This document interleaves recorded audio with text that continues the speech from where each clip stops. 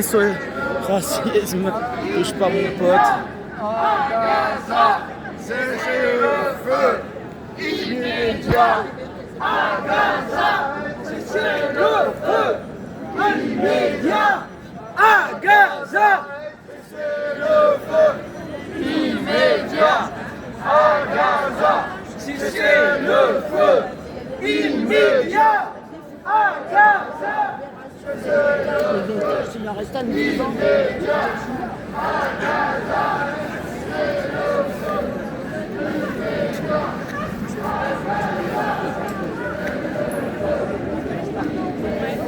Je peux te filmer ça, s'il te plaît. Ouais, justice pour Gaza, justice pour la banlieue. Bien sûr, Justice pour Adama. bien sûr, tout le temps, toujours. Et pour Naël. C'est exactement, t'as tout parlé.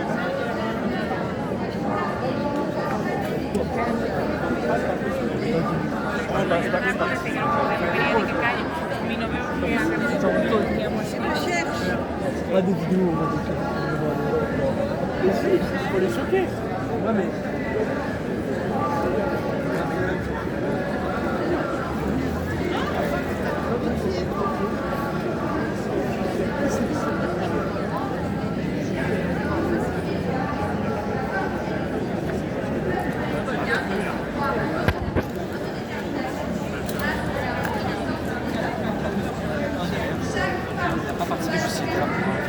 Rassemblement en direct de Place de la République en ce 21 septembre 2025. Je vois des présences de SOS Racisme, touche pas mon pote, bizarrement qui a été instrumentalisé et ils veulent récupérer notre cause de banlieue. Est-ce que c'est normal? Non. Voilà.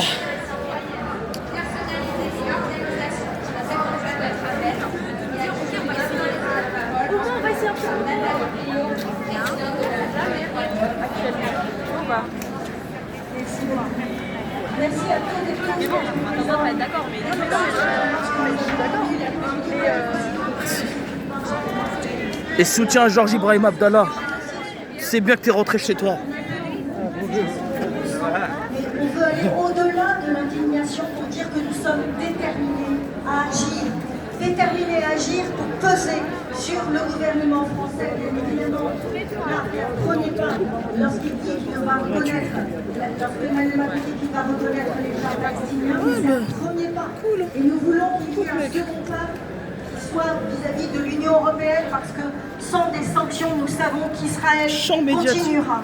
Donc nous voulons dire que toute l'horreur que nous avons sous les yeux, il faut que ça cesse.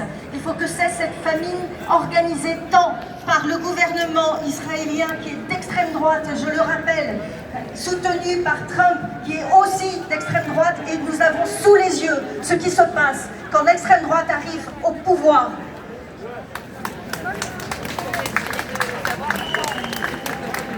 Nous devons avoir pour boussole le droit international.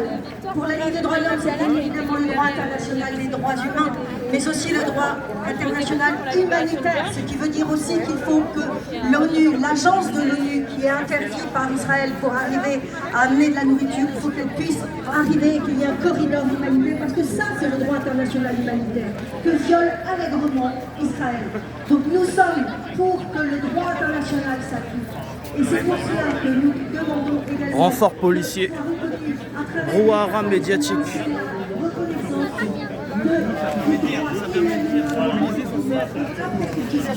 À l'autodétermination du peuple palestinien. C'est à lui de prendre son destin. Et pour cela, il ne faut pas que son territoire devienne un cimetière. Mais ça ne suffit pas non plus. Il faut aussi que nous luttions pour qu'il ait toute sa souveraineté sur un véritable État et pas simplement des mots. Donc continuons. Trump est surtout un impérialiste et un opportuniste et un arriviste, un sale capitaliste. Il n'est pas seulement un mec d'extrême droite. Il n'a aucune droiture, c'est une sale pourriture. Tout comme Macron et son projet mondialiste, néolibéral et antisocial et antinational et antipopulaire et anticontestataire, en direct de la manifestation de la place de la République. Cette République hypocrite, fanatique, satanique, maçonnique et antisociale. Comme par exemple l'embargo sur les armes. Et que nous demandons à ce que cela soit respecté. On arrête aussi, parce qu'elle a fait un autre allusion sur la récupérer en Sionisme égale nazisme, égale fascisme, égale totalitarisme, égale impérialisme. C'est la même convergence que toutes ces idéologies, y compris le communisme, le stalinisme et le bonapartisme. Toutes ces idéologies modernes, mortifères, destructrices, prédatrices, colonialistes, impérialistes. Au nom de ces droits de l'homme, ils ont fait la colonisation.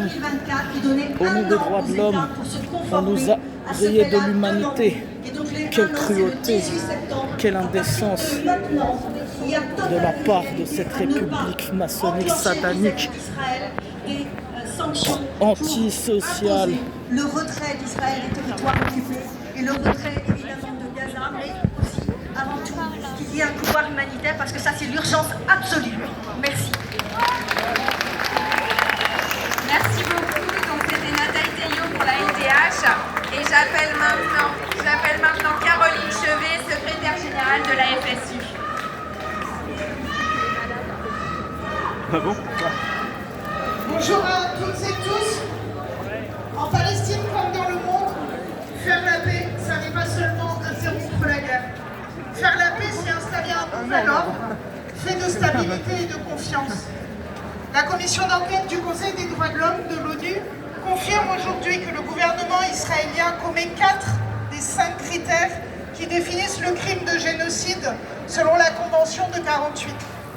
À Gaza, l'ONU a décrété l'état de famine. L'UNICEF dénonce la mort de 17 000 enfants. En France, 28 enfants par jour. En France, ça représente une classe dans une école. Dans la bande de Gaza, les villes sont détruites, les hôpitaux sont détruits, mais aussi les bibliothèques, les musées, les universités et les écoles. Détruire l'éducation à Gaza, c'est détruire la possibilité même de transmettre les connaissances et la culture palestinienne. C'est aussi ancrer pour des décennies les haines et les ressentiments et éloigner encore les perspectives de paix et de sécurité pour le peuple palestinien comme pour le peuple israélien.